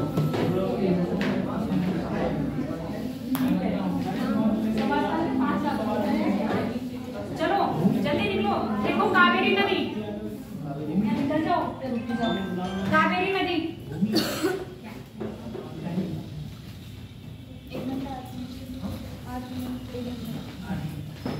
कावेरी नदी दक्षिण भारत की, ये दक्षिण की गंगा कहा जाता है या दक्षिण गंगा कहा जाता है? दक्षिण गंगा। दक्षिण की गंगा या दक्षिण गंगा? दक्षिण गंगा इसको कहा जाता है। दक्षिण की गंगा आपको गोदावरी को कहा जाता है। दोनों में याद रखोगे। दक्षिण गंगा फर्क कुछ नहीं है, बस उपमा दे रखी हूँ, ठीक है, क्योंकि गोदावरी को दक्षिण की गंगा पहले कह रहे थे, तो दक्षिण गंगा भी तो किसे कहना था, तो दक्षिण गंगा कौन सी होगी आपकी? कावेरी होगी। देखो कावेरी नदी को दक्षिण गंगा कहा जाता है, जिसका उद्गम ब्रह्मगिरी पहाड़ी कर्नाटक से हुआ है, जिसका उद्गम दक्षिण की गंगा, दक्षिण भारत में दक्षिण की गंगा।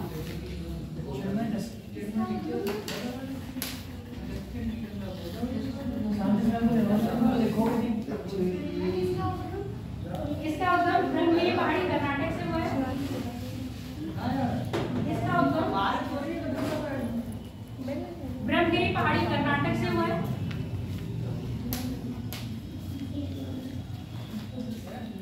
ब्रह्मगिरी पहाड़ी कर्नाटक से हुआ है।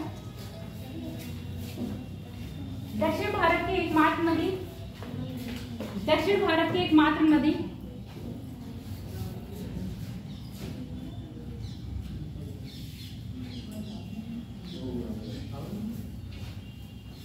जो लौटते हुए मानसून, जो लौटता हुआ मानसून तथा दक्षिणी पश्चिमी मानसून, जो लौटता हुआ मानसून तथा दक्षिण पश्चिमी मानसून दोनों से ही जल प्राप्त करती है,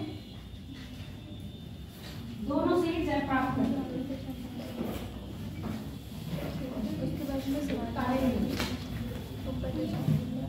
ऊपरी कावेरी, ऊपरी कावेरी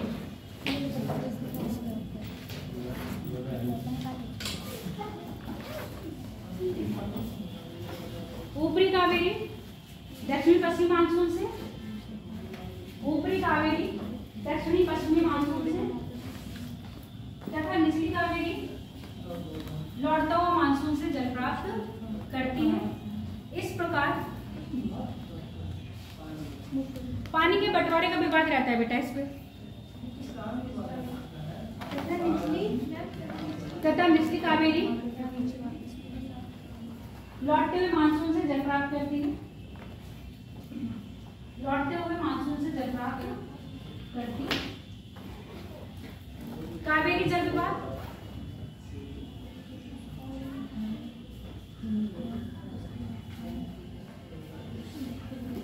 कर्नाटक, गोवा, तमिलनाडु और पुडुचेरी के मध्य। कर्नाटक, गोवा, कर्नाटक हो कावेरी जल विवाद कर्नाटक, गोवा, पुडुचेरी और तमिलनाडु के मध्य।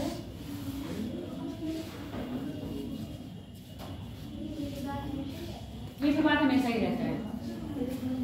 ये विवाद इसलिए रहता है, देखो जब ऊपरी कावेरी में जल होगा तो कर्नाटक को जल अधिक मात्रा में मिलता है ना। जब निचली में होगा तो आपके तमिलनाडु को जल अधिक मात्रा में मिलता है। तो यहाँ पर कई बार होता है कि जब ये जल हो रहा है तो सरकार सोचती है, स्टेट गवर्नमेंट सोचती है कि क्यों ना हम इस जल का उपयोग कर ले। तो बरसात के टाइम पे ऐसा नहर बना ले या बांध बना ले, तो जब अगर मान लो कर्नाटक बांध बना लेगा और पानी रोक लेगा तो क्या तमिलनाडु को पानी मिलेगा? मिलेगा? नहीं मिलेगा ना। तो कब मिलेगा? तो आता ही कितना पानी है बरसात के टाइम पर, ये बताओ तो मुझे। जितना भी मिल रहा है। इसीलिए इसमें विवाद रहता है कि जल विद्युत परियोजना भी अगर आप बनाओगे तब भी आपको पानी स्टोर करना पड़ेगा, या आप मतलब आपस में बांट लें। तो आपस में बांटने के लिए फिर किसके पास जाते हैं? हाई कोर्ट या सुप्रीम कोर्ट के पास जाया जाता है। ठीक है, दो राज्यों के मध्य बंटवारा होगा, उसको कौन करेगा? आपका सुप्रीम कोर्ट। अब इसके बाद अगली लिख लो, महानदी और दामोदर बच रही है। दो नदी और है, महानदी, महानदी, महानदी, महानदी का उद्गम कहां से है? भूल गए? कितनी बार बताया हुआ है, अमरकंटक। अरे हाँ, कहाँ है महानदी?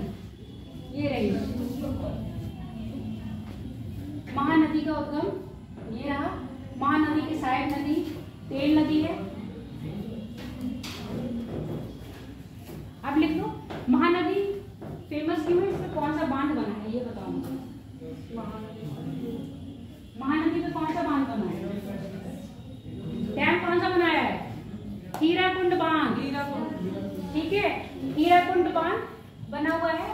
और महानदी कटक में जाकर किसमें गिरती है? बे ऑफ बंगाल में गिर जाती है। उद्गम कहाँ से इसका? अमरकंटक। गिरती कहाँ पर है? बे ऑफ बंगाल में। किसके पास गिर रही है? कटक। यानी कि उड़ीसा का जो कटक शहर है वो किसके नदी के तट पर है? महानदी पर। और इसी के मुहाने पर एक पोर्ट है। कौन सा पोर्ट है? पोर्ट बताओ कौन सा है उड़ीसा में? बंदरगाह।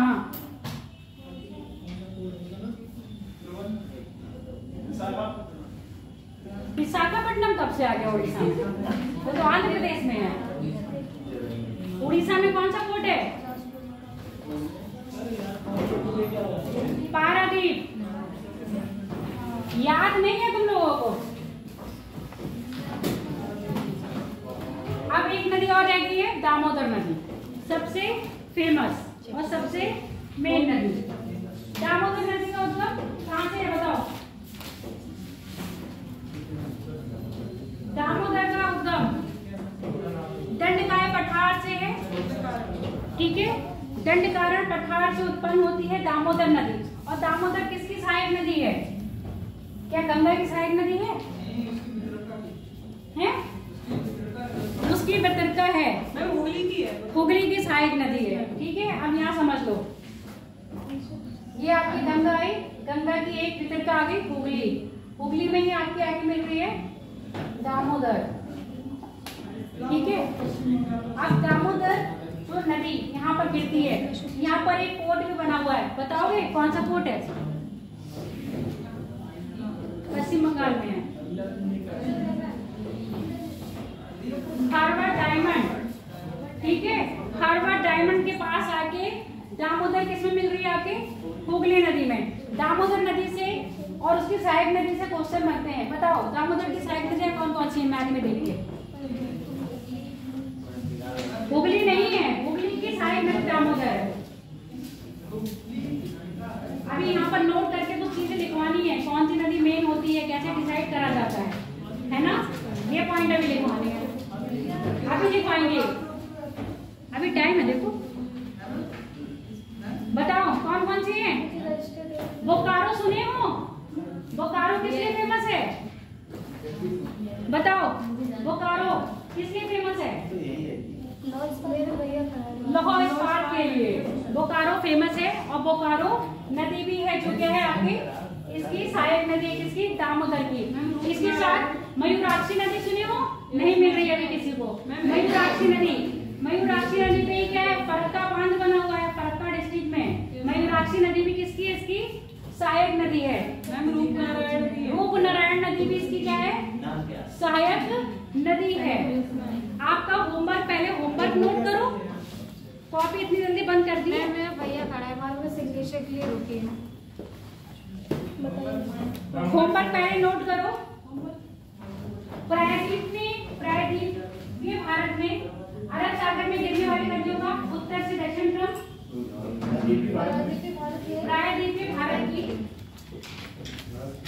नदियों में, प्रायद्वीप भारत की नदियों में अरब सागर में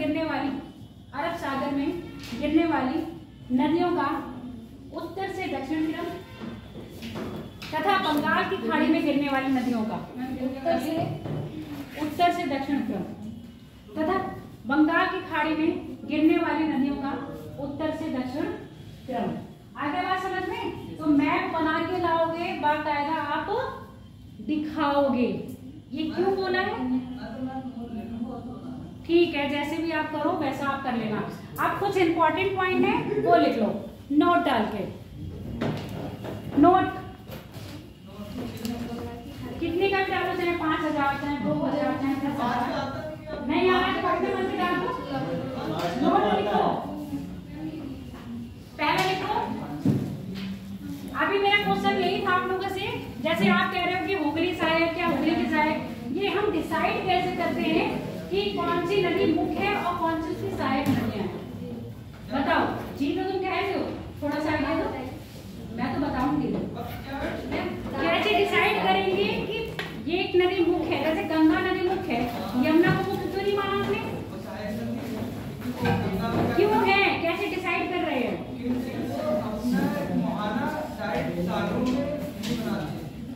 वो किसी नदी में जाके मिल जाती तो सहायक नदी करते हैं।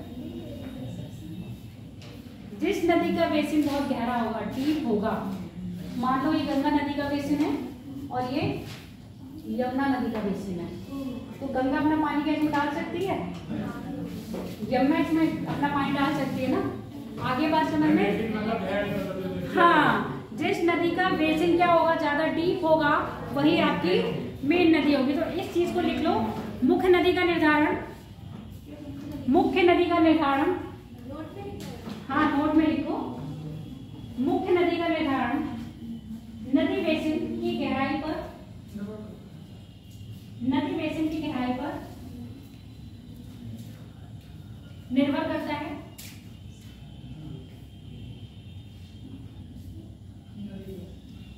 नदी बेसिन की गहराई पर निर्भर करता है। जिस नदी की गहराई, नदी बेसिन ज्यादा होगा वह मुख्य नदी तथा कम बेसिन वाली नदियां, कम बेसिन वाली नदियां अपना जल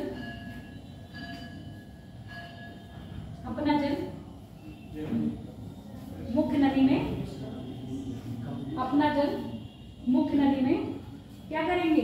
गिराएंगे, लेंगे, गिराएंगे। ठीक है, जैसे आप ये सोचो, जैसे आपका घर का मेन हॉल होता है उसको हम और ड्रेनेज सिस्टम से नीचे बनाते हैं और घर का जो छोटा मोटा ड्रेनिंग सिस्टम होता है उसको ऊपर बना के रखते हैं। अगला लिखो, प्रायद्वीपीय भारत तथा हिमालय नदियों में अंतर।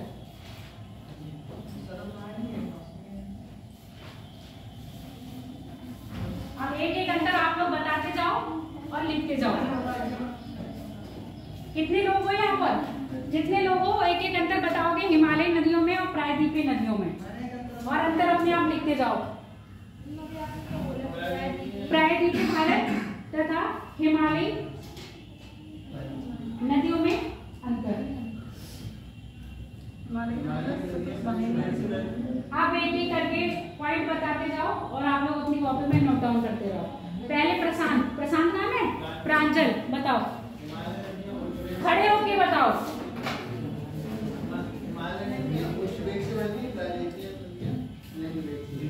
निम्न वेग से बहती है। पहले लिख लो पॉइंट। हिमालयी नदियां तीव्र, हिमालयी नदियों का वेग तीव्र होता है जबकि प्रायद्वीपीय नदियों का वेग निम्न होता है या मंद होता है।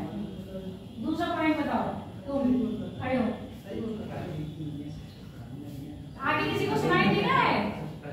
आगे सुनाई दिया किसी को? नहीं। नहीं तो जोर से बोलो।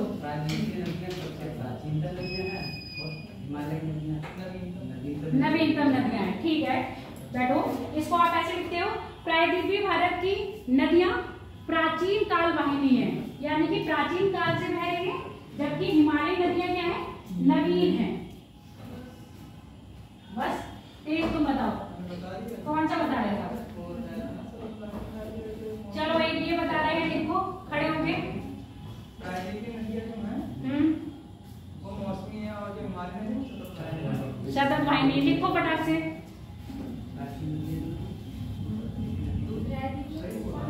प्रायद्वीपीय भारत की नदियां मौसमी है जबकि हिमालयी नदियां क्या है? पेरिपेडल है, यानी कि सतत वाहिनी है। अगला बताओ, लड़की क्या नाम है आपका? हाँ, खड़े हो अंजलि, आज नहीं है। तुम बताओ, पुरानी हो तुम बताओ, खड़े हो। यही बताती है, और भी है। मतलब अंदर से अंदर आप लोग कह रहे होगे हे भगवान ये वाला पॉइंट ये ना बताए, है ना? सबके मन में यही चल रहा था। ओहो ये बता दिया। बता दी जो आप कहीं थी वो भैंस गाड़ी में बैठी है, वो नहीं छोड़ मैं बता रही हूँ। वो बता रहे हैं। कितने पॉइंट लिखे हैं ये बताओ। मैम एक क्वेश्चन है, आप मतलब बताया कि जो प्रायद्वीपीय नदियां वो पुरानी है, तो जो मतलब जैसे सिंधु सतलज ब्रह्मपुत्र है वो हिमालय के पहले से बह रही है, तो मतलब वो पुरानी सिंधु तो ये हिमालय के उत्थान से पहले बह रही है, तो मतलब वो भी काउंट हो जाएंगे? वो भी काउंट हो जाएंगे, पर स्पेशल से पूछा जाएगा काउंट। ठीक है, उन नदियों का स्पेशल नाम लिया जाएगा। अभी हम हिमालयी नदियों में सिर्फ हम अपनी गंगा नदी की बात कर रहे हैं और गंगा नदी की सहायक नदी की बात कर रहे हैं। ठीक है, क्योंकि जो आपकी ब्रह्मपुत्र नदी है या आपकी कौन सी नदी है? सिंधु नदी है, उसका उद्गम भारत में नहीं है, हिमालय की उत्पत्ति से पहले था और वो पूरी तरह भारत में तो नहीं आ रही। अगर पूरी तरह भारत में बह रही होती और भारत में ही गिरती होती तो हम उसको ऐसे पढ़ लेते। समझ में आ गया? अंदर समझ में आया? हाँ। कौन सा? हिमालय नदियां अधिक वेग और मलबा लाने के कारण यहाँ पर बारिश होने की अनुमति बहुत कम है। प्रायद्वीपीय भारत में मौसमी नदियां हैं और उसका वेग कम होने के कारण वहाँ पर बांधों की वृद्धि अधिक होती है। यहाँ पर परियोजना ये भी परियोजना कल मैं यही क्वेश्चन तो क्या है परियोजना वाला कि नदियां इतनी तीव्र गति से हिमालय में आ रही हैं, तब भी जो हमारी हाइड्रो पावर इलेक्ट्रिक जनरेट करने की जो क्षमता है वो हिमालय नदियों में अधिक है, पर हम उत्पादन सबसे ज्यादा प्रायद्वीपीय भारत से कर रहे हैं। क्यों कर रहे हैं? भैया ने तो बता दिया। अब साथ जा रहे हैं वहां पर जो आपको घाटी मिल रही है, चौड़े खुला मैदान मिल रहा है, मेंटेनेंस कैसे करोगे? पेड़ पौधे कितने वहां से काटने पड़ेंगे, समझ रहे हो ना? तो वहां वन्य जीव को भी, यानी कि जो वहां का जो जैव विविधता है वो क्या हो जाएगी, हानि हो जाएगी उसकी। तो इन सब चीजों को ध्यान में रखिए। आपका दूसरा प्रायद्वीपीय भारत की नदियां क्या है? अब इसी में अंतर आता है प्रायद्वीपीय भारत की नदियों में, जो अरब सागर में गिरती हैं, जो बंगाल की खाड़ी में गिरती हैं, इनमें भी अंतर है। जो प्रायद्वीपीय भारत की पश्चिम में गिरने वाली नदियां हैं, ठीक है, वो क्या कर रही हैं? वो छोटी होती है और तीव्रगामी होती हैं। किसकी बता रही हूँ? प्रायद्वीपीय भारत में अरब सागर में जो नदियां गिरती हैं और पूरब में जो नदियां गिरती हैं। तो प्रायद्वीपीय भारत में अरब सागर में नदियां गिरती हैं, वो तीव्र होती हैं, और तीव्र होने के साथ साथ क्या है, छोटी होती हैं। जैसे मांडवी नदी, श्रावती नदी, ठीक है, ज्वारी नदी। अब इसको आप ऐसे समझ लो जैसे ये प्रायद्वीपीय भारत बनाया, ठीक है, प्रायद्वीपीय भारत का आप ये समझ लो, ये है, ये क्या बनाया, पर्वत श्रृंखला, पश्चिमी घाट बनाया। पश्चिमी घाट से जो नदियां निकल रही है वो तीव्रगामी होगी, यानी कि वाटरफॉल का निर्माण करती हैं। सुनते जाओ, ये नदियां क्या कर रही है, वाटरफॉल का। अब इसी के एक तरफ कौन सी निकली आपकी, गोदावरी, कृष्णा, कावेरी नदी निकली, जो बहती हुई कहाँ निकल रही। अब ये देखो, ये छोटी है और बहुत स्पीड में गिर रही है, ये लंबी है, कैसे चल रही है, आपके मंद गति से चल रही है। तो ये प्रायद्वीपीय भारत में ही अरब सागर में गिरने वाली नदियां और बंगाल की खाड़ी में गिरने वाली। अभी जो आप अंतर देख रहे हो, उत्तर वाली नदियां और दक्षिण वाली नदियां, और अंतर क्या है बताओ? और कोई अंतर नहीं बताए हम? इतने लोग बैठे हो, सब इतने इतने बताओगे तो अंतर काफी निकल आएंगे। हिमालय नदियों की विशेषता गोपुर झीलों का निर्माण करती है, और जबकि प्रायद्वीपीय भारत की नदियां गोपुर झीलों का निर्माण नहीं करती हैं। आगे बात समझ में? तो ऐसे पॉइंट्स थोड़ा सा याद रखो। गोपुर झीलों का निर्माण भी कर रही है क्योंकि वो क्या करती है, विसर्ग करती है। यहाँ से जैसे विसर्ग करती है, अपने मार्ग में क्या कर लेती है, अवसाद। अब यहाँ पर अवसाद की कमी और अवसाद की मात्रा, अवसाद दोनों ही लेके आ रही होंगी, उनकी मात्रा ज्यादा होगी। हिमालय नदियों में अवसाद ग्रहण करने की मात्रा अधिक होती है, और प्रायद्वीपीय भारत की नदियों में अवसाद ग्रहण करने की मात्रा कम होती है। ऐश्वर्य कौन सी नदियां बनाती है भारत में? हाँ, ज्वार नदमुख और डेल्टा में अंतर बताओ जरा, क्योंकि नॉर्मल पूछा जाता है ज्वार नदमुख कैसे बनते हैं, कहाँ बनते हैं। क्या ज्वार नदमुख के पास नदियां अवसाद नहीं लाती हैं? अगर अवसाद लाती हैं तो डेल्टा का निर्माण क्यों नहीं होता? ज्वार नदमुख अवसाद लाती है, ये मेरा क्वेश्चन है आपसे। हाँ, लेकिन वो तीव्र गति से आती है, जिसके कारण वहाँ ऐश्वर्य बनाती है, जो तीव्र ढलान हो जाता है, जहाँ पर उसको घुमाना होता है।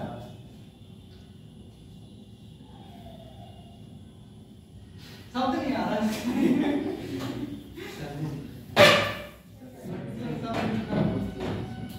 देखो, जो नदियां डेल्टा बना रही हैं, जैसे नर्मदा नदी, देखो यहाँ पर आप देख रहे हैं ना, डेल्टा डेल्टा दिख रहा है। नर्मदा नदी का डेल्टा नहीं दिख रहा है, एस्चुरी दिख रही है, ठीक है, और ताप्ती नदी का भी क्या दिख रहा है, एस्चुरी। अधिकतर प्रायद्वीपीय भारत में जितनी भी नदियां यहाँ गिर रही हैं, अधिकतर क्या बना रही है, एस्चुरी बना रही है। एस्चुरी का मतलब सिर्फ ये होता है, ये भूखंड हो गया और ये भूखंड हो गया, इसके बीच में से क्या हो रहा है, नदी फ्लो कर रही है। जब ये नदी अपने साथ अवसाद लाती है तो सागर में ही डायरेक्ट गिरा देती है। यहाँ पर मैदान क्षेत्र, तट की गहराई क्या होगी, कुछ नीचे तो होगी, तट की गहराई कुछ नीचे होगी, तभी वो अवसाद सीधे जाके समुद्र में गिरा देती है, मैदान की तरफ फैलाती नहीं है, जिस कारण ये क्या बना है, एस्चुरी। तो एस्चुरी कभी देखोगे तो ऐसा ही लगेगा, जहाँ पर स्थल खत्म होगा सीधे समुद्र स्टार्ट हो जाएगा, और एस्चुरी का महसूस मैंने कर रखा है। एस्चुरी के बीच में आप जाके अपना फोटो भी खींच सकते हो। इसके बाद डेल्टा क्या है सीधे, जब नदियां आपके फ्लो हुई गाय और भितरका में फ्लो कर गई, ये बन गया आपका डेल्टा। तो डेल्टा में क्या होगा, उपज दोनों ही होंगे। एक क्वेश्चन था अभी हाल ही में मैंने देखा था, उसमें ये पूछा था कि जो आपकी ये नदी है कौन सी, कोई भी नदी का नाम ले लो जो नॉर्मली क्या बना रही है, एस्चुरी बनाती है। तो इसमें सबसे बड़ा एस्चुरी कौन सी नदी बना रही है पता है आपको? सेंट लॉरेंस नदी इसमें सबसे बड़ा एस्चुरी निर्माण बनाती है। और नर्मदा ताप्ती क्या कर रही है आपका, ये बनाती है। अगर एस्चुरी के पास पूछा जाएगा तो एस्चुरी के पास भी क्या है, आपकी जो नदियां होती हैं अधिक उपजाऊ रहती हैं, जैसे डेल्टा क्षेत्र अधिक उपजाऊ होता है। ये हो गया आपका चैप्टर यहीं पर